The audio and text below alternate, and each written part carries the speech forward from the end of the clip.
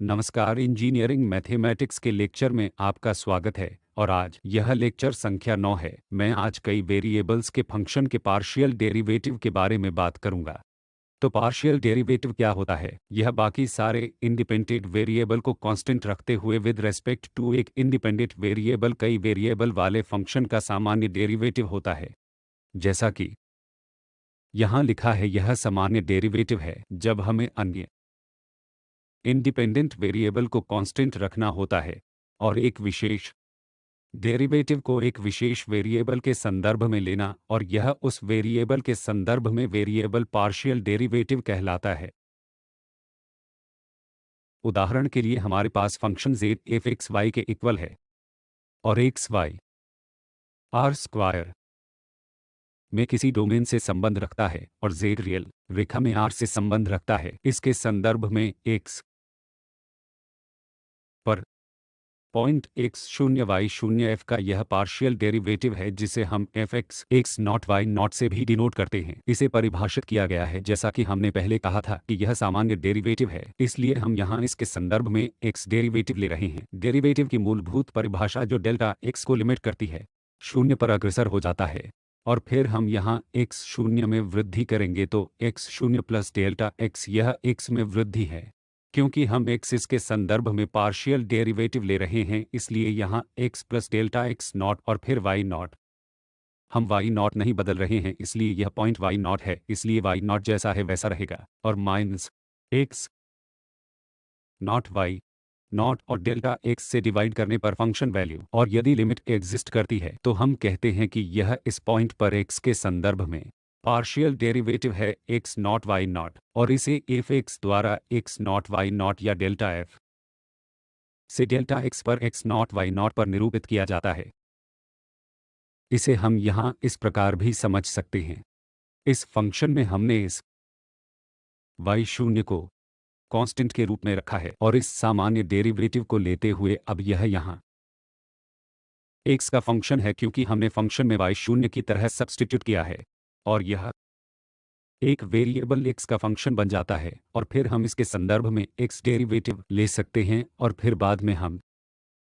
x को x के equal substitute कर सकते हैं। इसलिए जैसा लिखा है x के संदर्भ में एक सामान्य डेरिवेटिव है, जैसे यहाँ हमने इस फंक्शन के dx पर सामान्य डेरिवेटिव d का उपयोग किया है जो x का फंक्शन है क्योंकि हमने y की कांस्टेंट वैल्यू y को y नॉट के इक्वल सब्स्टिट्यूट किया है। इसी तरह derivative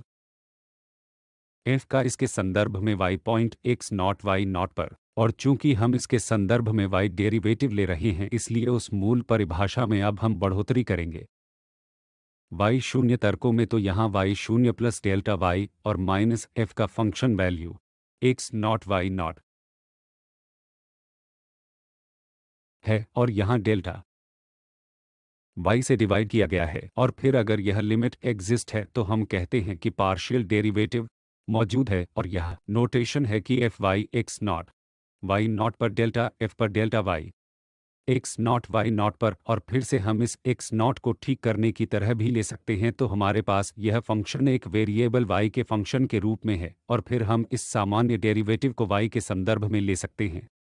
x not y not point पर y के संदर्भ में y बाद में y0 के इक्वल है, इसलिए यह पार्शियल डेरिवेटिव होगा। अब पार्शियल डेरिवेटिव की जियोमेट्रिकल इंटरप्रिटेशन पर आते हैं। हम इस प्लेन को 3 आयामी कंसिडर करते हैं, इसलिए x एक्सिस y एक्सिस और फिर हमारे पास यहाँ z एक्सिस है, और हमारे पास कुछ सरफेस है जहाँ function z f x y के बराबर है, इसलिए सरफेस को इस फंक्शन द्वारा दर्शाया गया है क्योंकि z इक्वल है f x y के। यदि हम प्लेन से सरफेस को काटते हैं तो यहाँ y y0 के इक्वल है, यह प्लेन y y0 के इक्वल है, यह y एक्सिस है, इसलिए यहाँ हमारे पास पॉइंट y एक्सिस पर y0 के इक्वल है और यह प्लेन है, इसलिए यहाँ y की सभी वैल्यू y के रूप में हैं, तो अन्य कांस्टेंट है, इसलिए यहाँ हमारे पास यह प्लेन y y0 के बराबर है। अगर हम इस सरफेस को काटते हैं तो हम देख सकते हैं जैसे कि यहाँ इस प्लेन और सरफेस द्वारा इंटरसेक्शन का एक कर्व है। उदाहरण के लिए तो अब यहाँ इस कर्व पर यदि हम एक point x nought y nought लेते हैं और इसके संदर्भ में एक्स पार्शियल डेरिवेटिव के बारे में बात कर रहे हैं, तब यदि हम इस कर्व पर इस पॉइंट एक्स शून्य वाई शून्य पर टेंजेंट खींचते हैं और फिर हम यहाँ एक्स एक्सिस से कोण नोट करते हैं और इस कोण की टेंजेंट ठीक एक्स नॉट वाई नॉट पर एक्स के संदर्भ में एफ का पार्शियल डेरिवेटिव होगी, तो यह वही परिभाषा है जो एक ही जियोमेट्रिकल इंटरप्रिटेशन है जैसा कि हमारे पास एक वेरिएबल के फंक्शन के लिए है। अंतर केवल इतना है कि हमने इसे y फिक्स किया है, इसलिए y y नॉट के इक्वल है। हम इस प्लेन को काटते हैं इस सरफेस या इस प्लेन से, तब हमें कर्व मिलेगा और तब हम फिर से एक आयाम वाले मामले में वापस आ जाएंगे और जियोमेट्रिकल इंटरप्रिटेशन समान है कि इस थीटा की टेंजेंट इस पॉइंट पर x के संदर्भ में f का partial derivative x not y not के इक्वल है। अब इस समस्या पर आकर पॉइंट x नॉट पर डेल्टा x के पर डेल्टा f की वैल्यू ज्ञात कीजिए। इसलिए जनरल पॉइंट पर पहले सिद्धांत से यहाँ function f x y y की पावर माइनस x के इक्वल है, इसलिए हम उस परिभाषा का उपयोग करेंगे जिसकी चर्चा हमने पिछली स्लाइड में की थी। एक जनरल पॉइंट x y पर इस डेल्टा f पर डेल्टा x और डेल्टा f पर डेल्टा y की कंप्यूट करने के लिए पॉइंट एक्स वाई पर डेल्टा एक्स की तुलना में डेल्टा एफ की परिभाषा क्या थी, इसलिए हमने यहाँ एक जनरल पॉइंट लिया है एक्स वाई। इसलिए परिभाषा कहती है कि हमें एक्स में बढ़ोतरी करनी है क्योंकि हम एक्स के संदर्भ में पार्शियल डेरिवेटिव के बारे में बात कर रहे हैं, इसलिए एक्स प्लस डेल्टा एक्स और वाई माइनस एक्स वाई पर फंक्शन वैल्यू, इसलिए एफ एक्स वाई और इस बढ़ोतरी से डिवाइड करने पर डेल्टा एक्स और फिर लिमिट लेने पर डेल्टा एक्स शून्य था। तो फिर हमें यह फंक्शन लेना होगा जो कि एफ एक्स वाई इक्वल है वाई पावर माइनस एक्स है। इसलिए इस मामले में यह x plus delta x y, तो यह y बन जाएगा और x की बजाय हमारे पास x प्लस डेल्टा होगा, इसलिए ई पावर माइनस और x के लिए हमारे पास x plus delta x minus x y पर फंक्शन वैल्यू है जो कि y ई पावर माइनस एक्स फंक्शन ही है और स्वयं डेल्टा x द्वारा डिवाइड की गई है। तो अब यदि हम यहाँ देखते हैं y ई पावर माइनस एक्स और y ई पावर माइनस एक्स कॉमन है, तो हम यह बाहर ले सकते हैं y ई पावर माइनस एक्स, तो यहाँ क्या बचेगा ई पावर माइनस डेल्टा एक्स और फिर माइनस एक, क्योंकि y ई पावर माइनस एक्स हमने इन दो टर्म्स से कॉमन लिया है और फिर हमने डेल्टा एक्स से डिवाइड कर दिया है।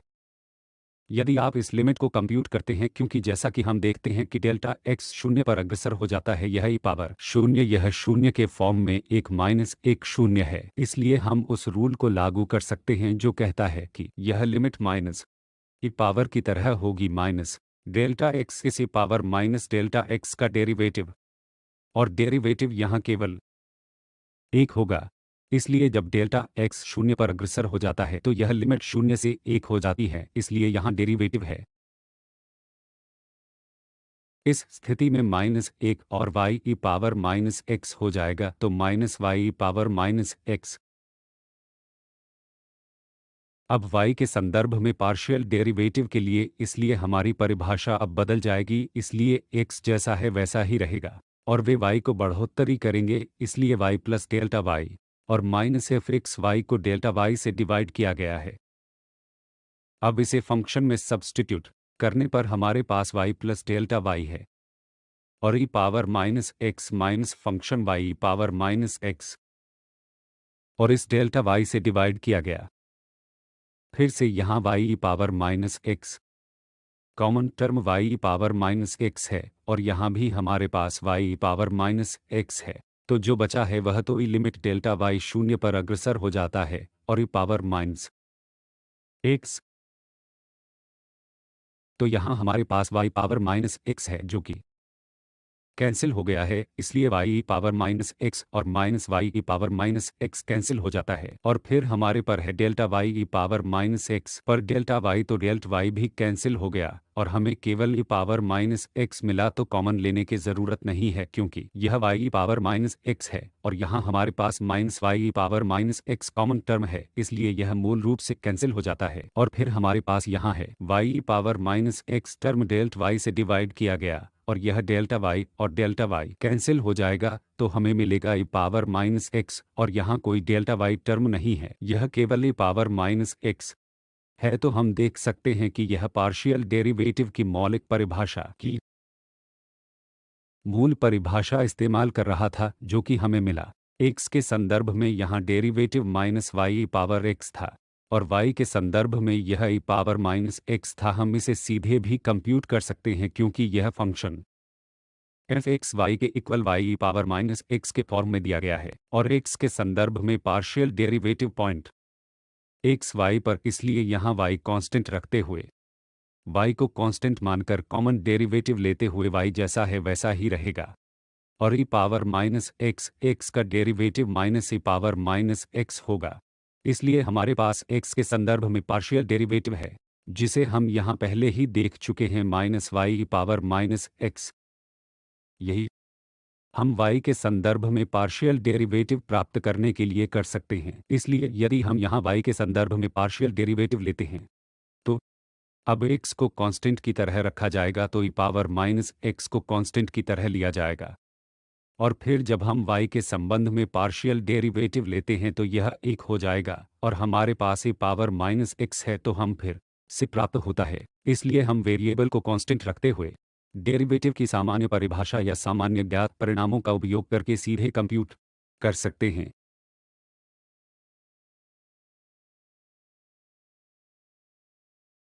ठीक है, तो अगला पार्शियल डेरिवेटिव्स और कंटिन्यूटी के बीच क्या संबंध है। हमने पिछले लेक्चर में पहले ही लिमिट्स और कंटिन्यूटी की चर्चा कर चुके हैं।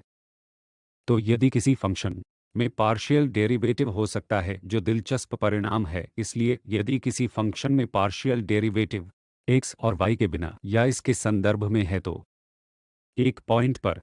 वहाँ कंटिन्यूअस न होकर, इसलिए हमें इस मामले में पार्शियल डेरिवेटिव के एग्जिस्टेंस के लिए निरंतरता की कंटिन्यूटी नहीं है। जब हम सामान्य डेरिवेटिव के बारे में बात करते हैं तो कंटिन्यूटी डिफरेंशिएबिलिटी के लिए जरूरी है, लेकिन इसलिए इसे हम डिफरेंशिएबिलिटी कहते हैं। या सिंगल वेरिएबल के सिंगल फंक्शन के मामले में डेरिवेटिव प्राप्त करने के लिए हमें फंक्शन की कंटिन्यूटी की आवश्यकता होती है, लेकिन इस मामले में एक फंक्शन में पार्शियल डेरिवेटिव्स हो सकते हैं एक पॉइंट पर x और y दोनों के संदर्भ में वहां कंटिन्यूअस हुए बिना। दूसरी ओर एक कंटिन्यूअस फंक्शन में पार्शियल डेरिवेटिव्स नहीं हो सकते हैं। तो दूसरे तरीके से हमारे पास कंटिन्यूअस फंक्शन हो सकते हैं लेकिन इसमें शायद पार्शियल डेरिवेटिव्स न हो, इसलिए कुछ भी संभव है। और अब हम इस उदाहरण में देखेंगे जो दर्शाता है कि यह फंक्शन जिसे हम अभी चेक वह कंटिन्यूअस है लेकिन यह पार्शियल डेरिवेटिव्स एग्जिस्ट नहीं करते हैं। यह एक उदाहरण है जो दिखाता है कि फंक्शन कंटिन्यूअस है लेकिन पार्शियल डेरिवेटिव है। दोनों पार्शियल डेरिवेटिव्स 0 पर एग्जिस्ट नहीं करते। तो आइए 0 पर कंटिन्यूटी देखते हैं। तो हमारे पास यह फंक्शन है यहाँ एफ एक्स वाई इक्वल है x प्लस वाई साइन 1 पर x प्लस वाई, और हम कंटिन्यूटी के लिए दिखाना चाहते हैं कि यदि हम लिमिट एक्स वाई लेते हैं तो यह लिमिट इस फंक्शन एफ एक्स वाई के 0 पर अग्रसर हो जाती है। तब यह लिमिट 0 है यदि यह लिमिट 0 है क्योंकि फंक्शन वैल्यू हमने देखा यहाँ 0 पर है तो हम दिखाएंगे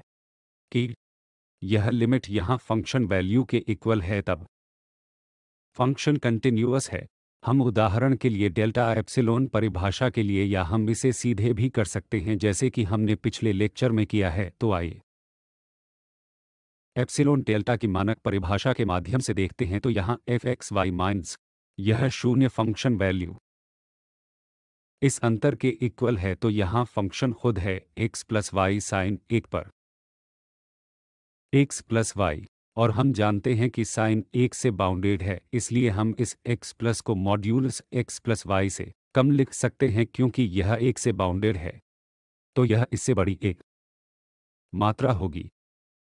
और फिर से हम यह कर सकते हैं, हम यह भी जानते हैं कि इसका परिणाम ट्रायंगुलर इनइक्वालिटी होता है जो कि x प्लस वाई की एब्सोल्यूट वैल्यू x की एब्सोल्यूट वैल्यू प्लस y की एब्सोल्यूट वैल्यू के इक्वल या उससे कम होगी। और अब हम यहाँ x प्लस वाई को सब्स्टिट्यूट करने या x प्लस वाई की इस एब्सोल्यूट वैल्यू का अनुमान लगाने के लिए गणना करेंगे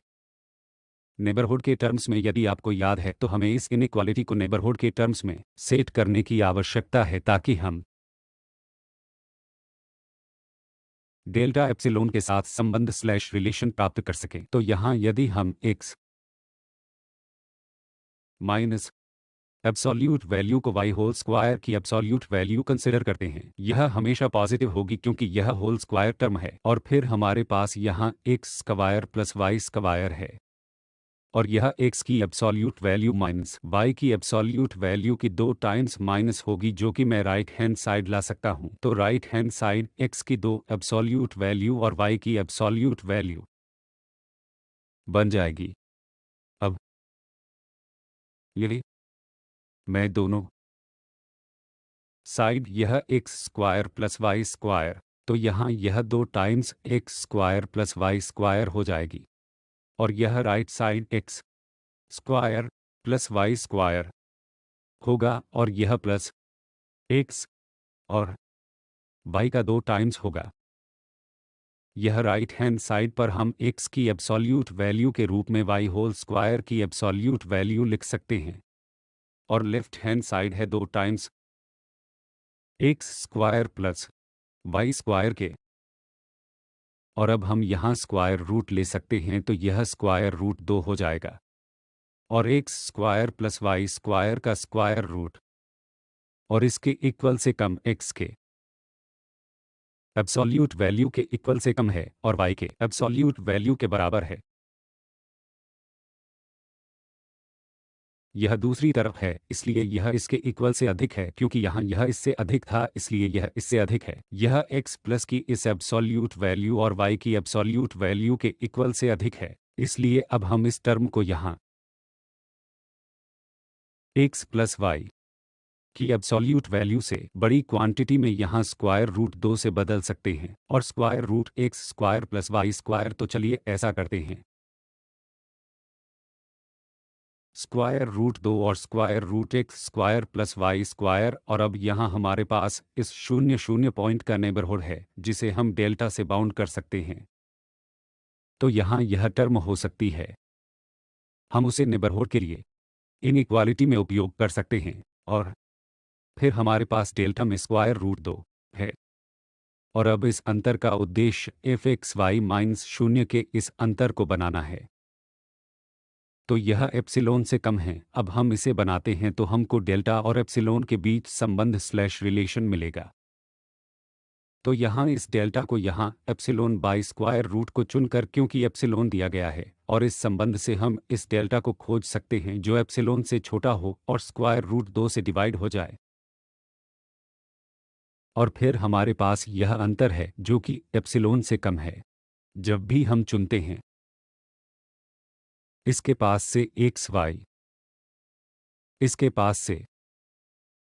0 पॉइंट के डेल्टा नेबरहुड, तो यह है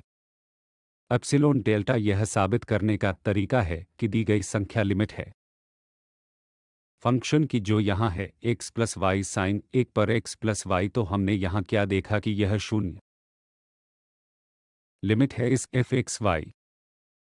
फंक्शन की, तो उस मामले में हमने कंटिन्यूटी साबित की है, तो इसका अर्थ है कि एफ एक्स वाई कंटिन्यूअस है। आगे 0 पॉइंट पर पार्शियल डेरिवेटिव्स की ओर बढ़ने हैं, तो हमारे पास यह फंक्शन है, और हम अब इस परिभाषा का इस्तेमाल कर सकते हैं। डेल्टा x 0 पर अग्रसर हो जाता है, और x 0 प्लस डेल्टा x और माइनस एफ एक्स यू पर डेल्टा x। तो चूंकि x 0 और y 0 हम 0 पॉइंट पर डेरिवेटिव के बारे में बात कर रहे हैं, इसलिए हम यह लिमिट ले रहे हैं। यदि यह लिमिट एग्जिस्ट है तो हम x के संदर्भ में इसे पार्शियल डेरिवेटिव कहते हैं। यदि यह एग्जिस्ट नहीं करती है तो हम x के संदर्भ में इसे पार्शियल डेरिवेटिव्स या पार्शियल डेरिवेटिव कहेंगे। एग्जिस्ट नहीं करती तो यहाँ इस मामले में हमारे पास अब परिभाषा के अनुसार है डेल्टा x 0 पर अग्रसर हो जाता है, इसलिए यह f डेल्टा x 0 है, इसलिए यहाँ y 0 है, और फिर x को डेल्टा x से रिप्लेस कर दिया जाएगा, इसलिए हमारे पास डेल्टा x है, और साइन 1 पर डेल्टा x और यह 1 पर डेल्टा x टर्म यहाँ है, तो डेल्टा x और डेल्टा x कैंसिल हो गया और हमें मिलता है बस यह लिमिट डेल्टा x 0 पर अग्रसर है साइन 1 पर डेल्टा x, और डेल्टा x 0 तक पहुँचता है। तो इस मामले में हम नहीं जानते यह लिमिट क्या है, क्योंकि जब यह डेल्टा x शून्य पर अग्रसर होता है तो साइन निश्चित नहीं होता है, हम इसका वैल्यू नहीं निकाल सकते हैं, इसलिए मूल रूप से इस मामले में यह लिमिट एग्जिस्ट नहीं है क्योंकि हम नहीं जानते कि यह कौन सा नंबर है। वह लिमिट जिसका अर्थ है कि x के संदर्भ में पार्शियल डेरिवेटिव वह इस मामले में एग्जिस्ट नहीं करती है। और जाहिर है समान स्लैश सिमिलर हम इस लिमिट को प्राप्त करने के लिए y या पार्शियल डेरिवेटिव के लिए y के संदर्भ में कैलकुलेशन कर सकते हैं और हम पाएंगे कि y के संदर्भ में पार्शियल डेरिवेटिव एग्जिस्ट नहीं करती है। आगे बढ़ते हुए हमारे पास दूसरी समस्या है। हम यह देखेंगे यह फंक्शन कंटिन्यूअस नहीं है लेकिन 0 पर पार्शियल डेरिवेटिव्स एग्जिस्ट करते हैं। हमने देखा कि पिछली समस्या में फंक्शन कंटिन्यूअस था लेकिन इस मामले में पार्शियल डेरिवेटिव्स एग्जिस्ट नहीं करते हैं। हम देखेंगे कि फंक्शन कंटिन्यूअस नहीं है लेकिन इसके दोनों पार्शियल डेरिवेटिव्स एग्जिस्ट करते हैं। यदि हम पाथ y चुनते हैं जो कि mx के इक्वल है तो हम क्या पाते हैं, क्योंकि y इक्वल है mx के और फिर यहाँ भी y इक्वल है mx के, तो यहाँ x स्क्वायर आएगा और हमें क्या मिलेगा, तो यहाँ हमारे पास x है और फिर y mx है। हमारे पास x स्क्वायर और 2m स्क्वायर x स्क्वायर और फिर लिमिट x 0 पर अग्रसर हो जाती है तो यहाँ x स्क्वायर, इसलिए हमें यह लिमिट m के रूप में 1 प्लस 2m स्क्वायर के रूप में प्राप्त होगी m पर 1 प्लस 2m स्क्वायर, और इसलिए यह लिमिट एग्जिस्ट नहीं करती क्योंकि यह m की भिन्न वैल्यू के लिए m पर निर्भर करती है। हमें इस लिमिट की भिन्न वैल्यू मिल रही है, इसलिए यह लिमिट एग्जिस्ट नहीं करती और फंक्शन कंटिन्यूअस नहीं है। अब हम देखेंगे कि हालांकि फंक्शन कंटिन्यूअस नहीं है लेकिन हम पार्शियल डेरिवेटिव्स के संदर्भ में x और इसके संदर्भ में y कंप्यूट कर सकते हैं। इसलिए पार्शियल डेरिवेटिव्स फिर से परिभाषा के साथ हमारे पास यह मौलिक परिभाषा है जो 0 पॉइंट्स पर डेल्टा x 0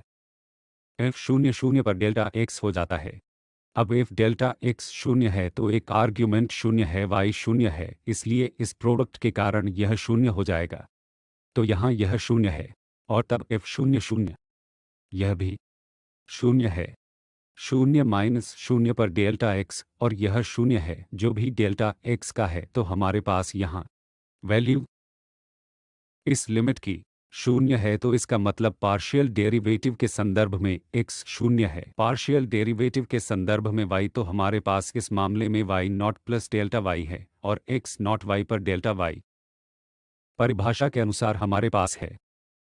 चूंकि यह x नॉट y नॉट हम 0 रखेंगे, हम बात कर रहे हैं 0 पॉइंट पर पार्शियल डेरिवेटिव्स की, तो f 0 delta y minus f 0 पर डेल्टा y फिर से समान आर्ग्यूमेंट है चूंकि यहाँ x 0 है और प्रोडक्ट न्यूमरेटर में है। क्या वहाँ एक्स वाई टर्म है, तो यहाँ ये 0 हो जाएगा, तो यह 0 हो जाएगा और यह 0 है, तो 0 माइनस पर डेल्टा वाई और यह 0 है और हमें यह लिमिट 0 के रूप में मिली है।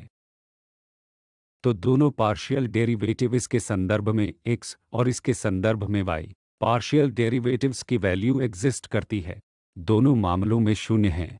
और इस मामले में फंक्शन कंटिन्यूअस नहीं है। दूसरी समस्या यह है कि यहाँ हमारे पास f x y इक्वल है 2x cube plus 3y cube divided by x square plus y square से, इसलिए हम 0 पॉइंट पर f x और f y को कंप्यूट करना चाहते हैं। तो फिर परिभाषा का अनुसार हमारे पास f x 0 इक्वल है f delta x 0 minus f 0 divide किया गया डेल्टा x 0 पर अग्रसर हो जाता है और यह x के संदर्भ में पार्शियल डेरिवेटिव है, इसलिए हम अब f डेल्टा x 0 को सब्स्टिट्यूट करेंगे। इसलिए y को यहाँ सेट किया जाएगा, 0 भी वहाँ 0 है और हम इसे 2 टाइम्स प्राप्त करेंगे। तो यह जब y 0 होगा तो यह फंक्शन 2 टाइम्स x हो जाएगा। तो साधारणतः 2 टाइम्स x, तो यहाँ हम इसे 2 टाइम्स डेल्टा x प्राप्त करेंगे और फिर से डेल्टा x से डिवाइड करेंगे। और फिर लिमिट डेल्टा x शून्य पर अग्रसर हो जाती है, इसलिए डेल्टा x कैंसिल हो जाता है और हमें यह वैल्यू शून्य के रूप में मिलेगी। तो हम यहां पाएंगे 2 की वैल्यू। ठीक है। अब दूसरा, जब हम fy को 0 पर कंप्यूट करते हैं तो हमारे पास फिर से समान स्थिति है। 0 डेल्टा y, इस बार डेल्टा y रहेगा तो हमारे पास यहाँ 3 टाइम्स और डेल्टा y माइनस यह f 0 है और इस पर डेल्टा y 0 पर अग्रसर हो जाता है, तो यहाँ यह कैंसिल हो जाता है और आपको यह वैल्यू 3 के रूप में मिलेगी।